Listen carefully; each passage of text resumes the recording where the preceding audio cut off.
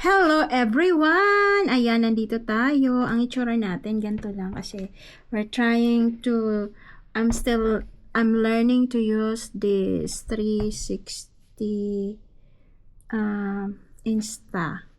360 Insta. Dami kong buhok kasi kinarga ko si Pepper Peanut.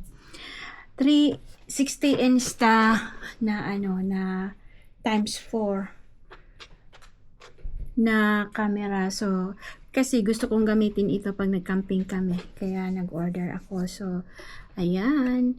Ayan. Pwedeng iikot. Pwede sa taas. Ayan. Ayan. Tapos, paano ba ito yan? Pwede pala ganyan. Ano ba yan? Hindi ko talaga alam gumamit. So,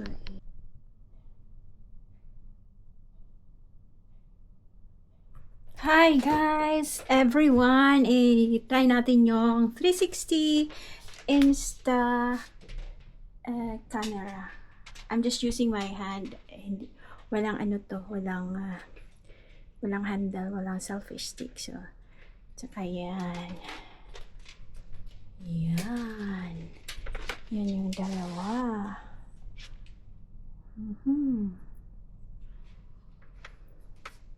Yeah. So, hindi visible yung ating kamay. Ayan. Hello guys! Good morning! Good morning! Nandito na naman tayo. Nasaan yung dalawa? Ayan, si Pepper at si Peanut. Ayan, nandito. Ayan kung nakikita nyo. Gumagamit po tayo ngayon ng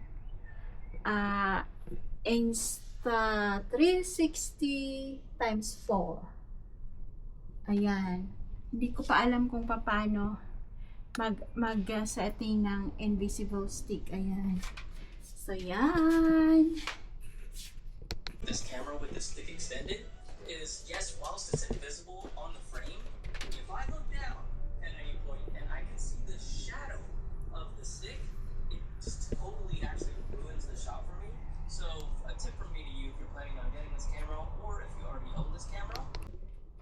How to make the selfie stick disappear? I don't know how to do it. So I'm just filming now with the selfie stick. But I don't know how to make it disappear. I've got the selfie stick. There you are. I've got the selfie stick. But I don't know how to make it disappear. There you are. This is like doing fishing. Hi guys, let's do it again. I've got the selfie stick and now I'm not sure if it's disappearing.